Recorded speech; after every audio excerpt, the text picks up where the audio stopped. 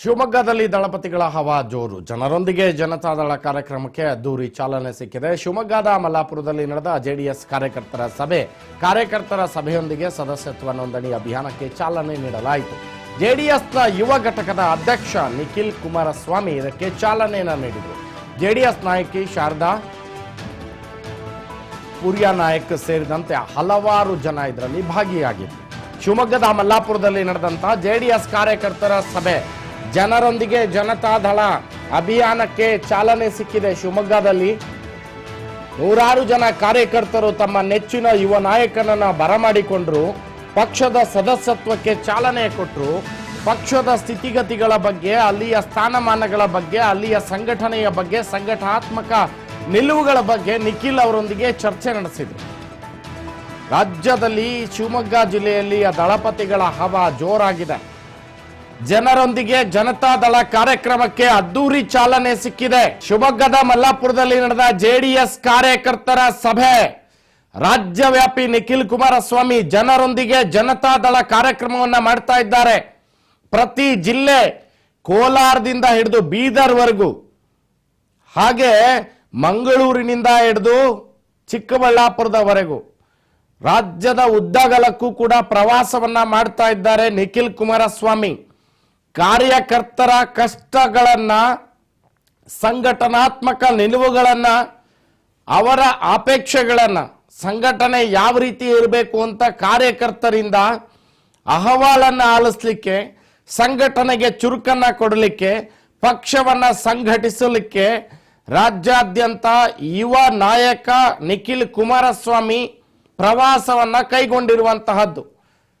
ರಾಜ್ಯವ್ಯಾಪಿ ನಿಖಿಲ್ ಕುಮಾರಸ್ವಾಮಿ ಅವರಿಗೆ ಅದ್ದೂರಿ ಸ್ವಾಗತ ಸಿಗ್ತಾ ಇದೆ.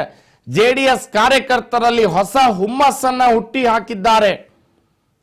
ನಿಖಿಲ್ ಕುಮಾರಸ್ವಾಮಿ ಅವರು ಹೊಸ ಹುಮ್ಮಸ್ಸನ್ನ ಹುಟ್ಟು ಹಾಕಿದ್ದಾರೆ.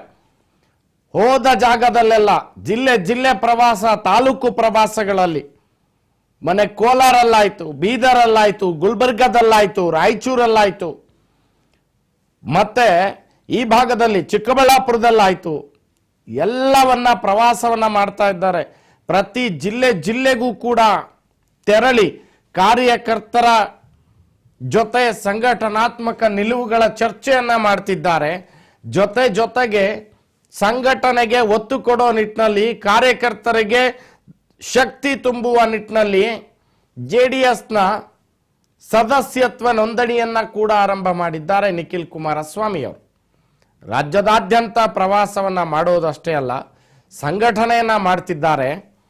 ರಾಜ್ಯದ ಸರ್ಕಾರದ ನಿಲುವುಗಳನ್ನು ಪ್ರಶ್ನೆ ಮಾಡ್ತಿದ್ದಾರೆ. ಸರ್ಕಾರದ ಎಡವಟ್ಟುಗಳನ್ನು ಪ್ರಶ್ನೆ ಮಾಡ್ತಾ ಇದ್ದಾರೆ. ಜನರ ಧ್ವನಿಯಾಗಿ ಪ್ರವಾಸದಲ್ಲಿ ಪ್ರಶ್ನೆಗಳನ್ನು ಕೇಳ್ತಾ ಇದ್ದಾರೆ.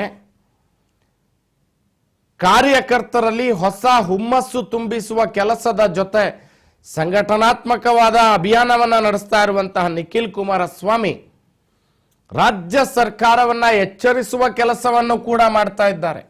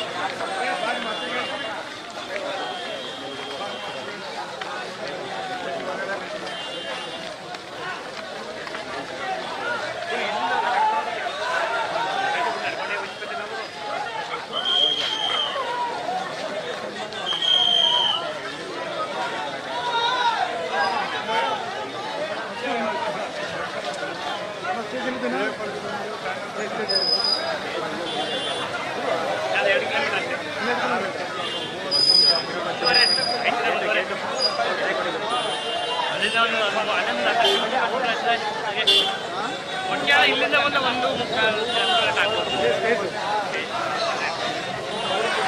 ಇನ್ನೂ 10 ಕಿಲೋಮೀಟರ್ ಮುಂದಕ್ಕೆ ಮಾಡ್ಕೊಂಡಿದ್ದು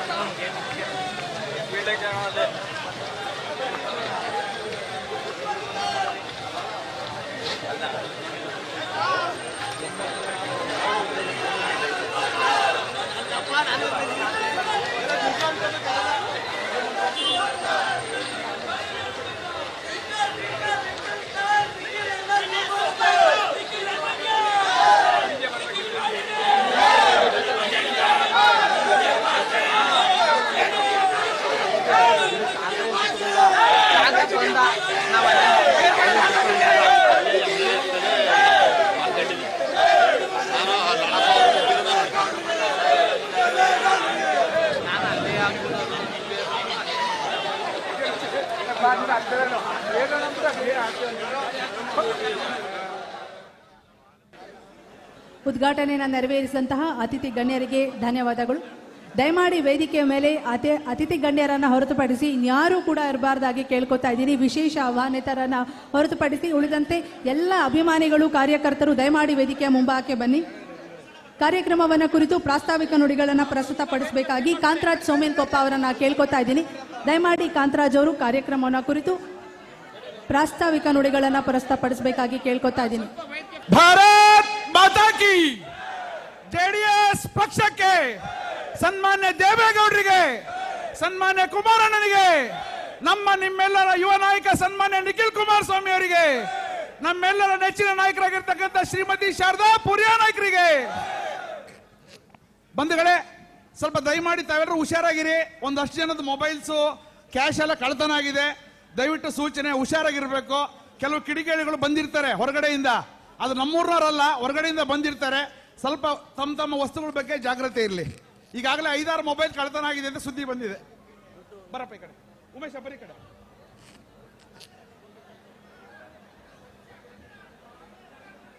ತಮ್ಮೆಲ್ಲರಿಗೂ ಕೂಡ ಅಣ್ಣ ಒಂದ್ ಸ್ವಲ್ಪ ಸೈಡಿಗೆ ಬರ್ರಿ ಅಂತ ಹೇಳ್ತಿದ್ದಾರೆ. ಅಲ್ಲಿ ಹಿಂದ್ಗಡೆ ಕಾಣಿಸಲ್ಲಂತೆ, ದಯವಿಟ್ಟು ಬರ್ಬೇಕು. ಒಂಚೂರು ಸೈಡಿಗೆ ಬನ್ನಿ ಬರ್ರಿ. ಮಧ್ಯ ಯಾರು ಕೂಡ ಬಂದು ನಿಖಿಲ್ ಕುಮಾರಸ್ವಾಮಿ ಅವರಿಗೆ ಪದೇ ತೊಂದರೆ ಮಾಡಬಾರ್ದು.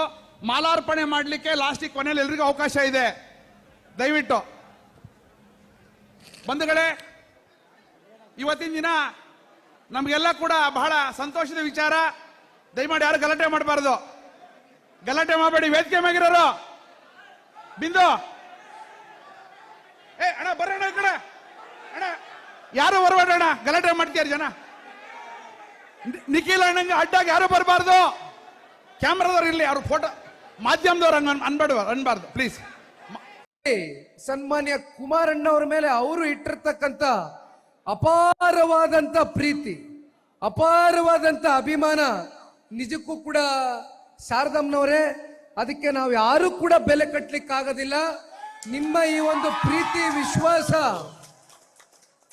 ಇವತ್ತು ಸನ್ಮಾನ್ಯ ಕುಮಾರಣ್ಣ ಅವ್ರನ್ನ ಮತ್ತೊಮ್ಮೆ ಮುಂದೊಂದು ದಿನ ಮುಂದೆ ಬರ್ತಕ್ಕಂಥ ಸಾರ್ವತ್ರಿಕ ವಿಧಾನಸಭಾ ಚುನಾವಣೆಯಲ್ಲಿ ಶಾರದಮ್ಮನವರು ಕೂಡ ಇವತ್ತು ಇಡೀ ರಾಜ್ಯ ವ್ಯಾಪ್ತಿ ನಾನು ಎಲ್ಲಿ ಕೂಡ ಹೋದಂತ ಸಂದರ್ಭದಲ್ಲಿ ಕೇವಲ ಇದು ಜನತಾದಳ ಪಕ್ಷದ ಕಾರ್ಯಕರ್ತರುಗಳ ಭಾವನೆ ಅಷ್ಟೇ ಅಲ್ಲ, ಇವತ್ತು ರಾಜ್ಯದ ಉದ್ದಗಲಕ್ಕೂ ಕೂಡ 7.5 ಕೋಟಿ ಕನ್ನಡಿಗರು ಸನ್ಮಾನ್ಯ ಕುಮಾರಣ್ಣ ಅವರ ಅತ್ಯಂತ ಅಲ್ಪ ಅವಧಿಯಲ್ಲಿ ಕೊಟ್ಟಿರ್ತಕ್ಕಂಥ ಜನಪರವಾದಂಥ ಕಾರ್ಯಕ್ರಮಗಳು, ಯೋಜನೆಗಳು, ಅವರ ಸಾಧನೆಗಳು ಇವತ್ತಿಗೂ ಕೂಡ 7.5 ಕೋಟಿ ಕನ್ನಡಿಗರ ಹೃದಯದಲ್ಲಿ ಶಾಶ್ವತವಾಗಿ ಉಳಿದಿದೆ. ಸನ್ಮಾನ್ಯ ಕುಮಾರಣ್ಣ ಅವರಂತ ನಾಯಕ ಮತ್ತೊಮ್ಮೆ ಕರ್ನಾಟಕ ರಾಜ್ಯದಲ್ಲಿ ಮುಖ್ಯಮಂತ್ರಿಗಳಾಗಿ ಬರಬೇಕು ಅಂತಕ್ಕಂಥ ಅಪೇಕ್ಷೆ, ಅಭಿಲಾಷೆ ಈಗಾಗಲೇ ರಾಜ್ಯದ ಉದ್ದಗಲಕ್ಕೂ ಕೂಡ ಪ್ರಾರಂಭ ಆಗೋಗಿದೆ. ಆ ಹಿನ್ನೆಲೆಯಲ್ಲಿ ಇವತ್ತು ಈ ಪಕ್ಷದ ಒಬ್ಬ ನಿಷ್ಠಾವಂತ ಕಾರ್ಯಕರ್ತನಾಗಿ ಇವತ್ತು ನಾನು ಯಾವುದೇ ಪಕ್ಷದ ಹುದ್ದೆಯ ಫಲಾಪೇಕ್ಷಕವನ್ನ ಇಟ್ಕೊಂಡು ನಾನು ಈ ಪಕ್ಷವನ್ನ ಕಟ್ತಾ ಇರ್ತಕ್ಕಂಥದ್ದಕ್ಕೆ ಇವತ್ತು ಮುಂದೆ ಬಂದಿರತಕ್ಕಂಥದ್ದಲ್ಲ. ನಾನು ಯಾವಾಗಲೂ ಕೂಡ ನನ್ನ ಮನಸ್ಸಿನಲ್ಲಿ ನಾನು ಈ ಪಕ್ಷದ ನಿಷ್ಠಾವಂತ ಕಾರ್ಯಕರ್ತ ಅಂತಕ್ಕಂಥದನ್ನ ಬಹಳ ಸ್ಪಷ್ಟವಾಗಿ ನನ್ನ ಹೃದಯದಲ್ಲಿ ಇವತ್ತು ನಾನು ಇದನ್ನ ನಿಮ್ಮ ಮುಂದೆ ಇಡ್ಲಿಕ್ಕೆ ಬಯಸ್ತೇನೆ. ಯಾಕಂದ್ರೆ ನಾನು ನೋಡ್ತೇನೆ ಇವತ್ತು ಇಡೀ ರಾಜ್ಯದ ಉದ್ದಗಲಕ್ಕೂ ಕೂಡ ಪಕ್ಷದ ನಿಷ್ಠಾವಂತ ಕಾರ್ಯಕರ್ತಗಳು ಇವತ್ತು ಯಾವುದೇ ಒಂದು ಫಲಾಪೇಕ್ಷೆ ಇಲ್ದಿರ, ಯಾವುದೇ ಒಂದು ಸ್ವಾರ್ಥ ಇಲ್ದಿರ, ನಿಸ್ವಾರ್ಥಕತೆಯಿಂದ ಇವತ್ತು ಪಕ್ಷದ ಪರವಾಗಿ, ಪಕ್ಷದ ನಾಯಕರ ಪರವಾಗಿ ನೀವೆಲ್ಲರೂ ಇವತ್ತು ಪಕ್ಷವನ್ನ ಕಟ್ಟಿ ಬೆಳೆಸಿದ್ದೀರಿ. ಜನರೊಂದಿಗೆ ಜನತಾದಳ ಕಾರ್ಯಕ್ರಮದ ಈ ಒಂದು ಸಂದರ್ಭದಲ್ಲಿ ಇವತ್ತು ರಾಜ್ಯ ವ್ಯಾಪ್ತಿ ನಾನೇನು ಪ್ರವಾಸವನ್ನ ಮಾಡ್ತಾ ಇದ್ದೇನೆ.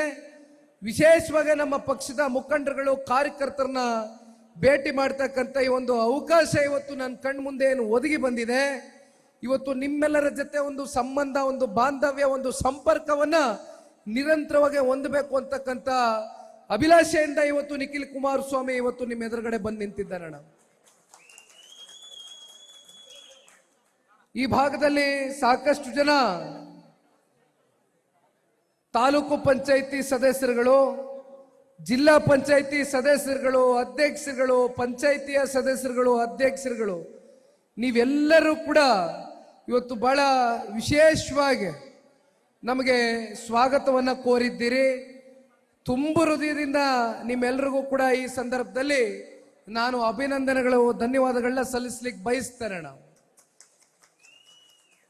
ಮತ್ತೊಬ್ರು ವಿಧಾನ ಪರಿಷತ್ನ ಸದಸ್ಯರು, ನಿಮ್ಮ ವ್ಯಾಪ್ತಿಗೆ ಒಳಪಟ್ಟಿರ್ತಕ್ಕಂಥ ವಿಧಾನ ಪರಿಷತ್ನ ಸದಸ್ಯರು ಭೋಜೇಗೌಡರು ಸಾಹೇಬರು ಕೂಡ ಬೆಳಗಿನಿಂದ ಇವತ್ತು ನನ್ನ ಜೊತೆಯಲ್ಲಿ ಈ ಪ್ರವಾಸದಲ್ಲಿ ಅವರು ಕೂಡ ಕೈಯನ್ನ ಜೋಡಿಸಿದ್ದಾರೆ. ಅವರು ಕೂಡ ಒಂದು ಮಾತನ್ನ ಹೇಳಿದ್ರು. ಮಾತನಾಡಬೇಕಾದ್ರೆ ಎಲ್ಲರೂ ಕೂಡ ಬಹಳ ಸೂಕ್ಷ್ಮವಾಗಿ ಕೇಳಿಸ್ಕೊಂಡಿದ್ದೀರಿ, ಗಮನಿಸಿದ್ದೀರಿ. ಸನ್ಮಾನ್ಯ ದೇವೇಗೌಡರು ಸಾಹೇಬ್ರಿಗೆ ಒಂದು ಕಲ್ಪನೆ ಇತ್ತು. 33% ರಿಸರ್ವೇಶನ್, ಅತಿ ಹೆಚ್ಚು ಹೆಣ್ಣು ಮಕ್ಕಳನ್ನ ಒಂದ್ ಕಡೆ ಸಂಸತ್ನಲ್ಲಿ, ಮತ್ತೊಂದು ಕಡೆ ವಿಧಾನಸೌಧದಲ್ಲಿ ಶಾಸಕರಾಗಿ ನೋಡಬೇಕು ಅಂತಕ್ಕಂಥ ಕಲ್ಪನೆ ಸನ್ಮಾನ್ಯ ದೇವೇಗೌಡರು ಸಾಹೇಬರು 96ರಲ್ಲಿ ಪ್ರಧಾನಮಂತ್ರಿಗಳಾದಂಥ ಸಂದರ್ಭದಲ್ಲಿ ಸನ್ಮಾನ್ಯ ದೇವೇಗೌಡರು ಒಂದು ಕನಸನ್ನ ಒತ್ತಿದ್ರು. ಅದಕ್ಕೆ ಪೂರಕವಾಗಿ ಸನ್ಮಾನ್ಯ ದೇವೇಗೌಡರು ಸಾಹೇಬರು ಒಂದು ಬಿಲ್ಲನ್ನ ಪಾಸ್ ಮಾಡ್ತಾರೆ. 33% ರಿಸರ್ವೇಶನ್ ನಮ್ಮ ನಾಡಿನ ಹಾಗೂ ನಮ್ಮ ದೇಶದ ಹೆಣ್ಣು ಮಕ್ಕಳಿಗೆ ನೀಡಬೇಕು ಅಂತಕ್ಕಂಥ ಕನಸನ್ನ ಏನು ಒತ್ತಿದ್ರು. ಆದ್ರೆ ಅವ್ರಿಗೆ ಬಹಳ ಕಮ್ಮಿ ಅವತ್ತು ಆ ಬಿಲ್ಲನ್ನ ಪಾಸ್ ಮಾಡ್ತಕ್ಕಂಥದ್ದಕ್ಕೆ ಅವ್ರಿಗೆ ಹೆಚ್ಚಿನ ಶಕ್ತಿ ಇರಲಿಲ್ಲ. ಆ ಬಿಲ್ ಬಿದ್ದೋಯ್ತು. ರಾಜ್ಯಸಭೆಯಲ್ಲಿ ಬಿಲ್ ಪಾಸ್ ಆಯ್ತು, ಆದ್ರೆ ಲೋಕಸಭೆಯಲ್ಲಿ ಬಿಲ್ ಪಾಸ್ ಆಗ್ಲಿಕ್ಕೆ ಆಗಿಲ್ಲ. ಆದ್ರೆ ಆ ಕನಸನ್ನ ಇವತ್ತು ನನಸು ಮಾಡಿರ್ತಕ್ಕಂಥದ್ದು ಶ್ರೀ ನರೇಂದ್ರ ಮೋದಿಜಿಯವರು, ಈ ದೇಶದ ಪ್ರಧಾನಮಂತ್ರಿಗಳು.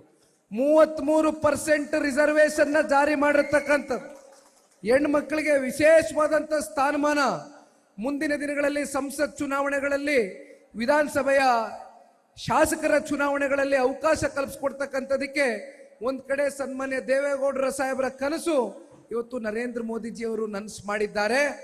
ಬಹಳ ಕಮ್ಮಿ ಜನ ಇವತ್ತು ನಮ್ಮ ಕರ್ನಾಟಕ ರಾಜ್ಯದಲ್ಲಿ ವಿಧಾನ ಮಂಡಲದಲ್ಲಿ, ವಿಧಾನಸೌಧದಲ್ಲಿ ಇವತ್ತು ಶಾಸಕಿಯಾಗಿ ಕೆಲಸ ಮಾಡ್ತಕ್ಕಂಥ ಅವಕಾಶ ಇವತ್ತು ನಿಮ್ಮೆಲ್ಲರ ಹೃದಯ ವೈಶಾಲ್ಯತೆ ಇವತ್ತು ಶಾರದಮ್ಮನವ್ರಿಗೆ ಆ ಅವಕಾಶವನ್ನು ಕೊಟ್ಟಿದ್ದೀರಿ. ಭೋಜೇಗೌಡರು ಮಾತಾಡಬೇಕಾದ್ರೆ ಹೇಳ್ತಾ ಇದ್ರು,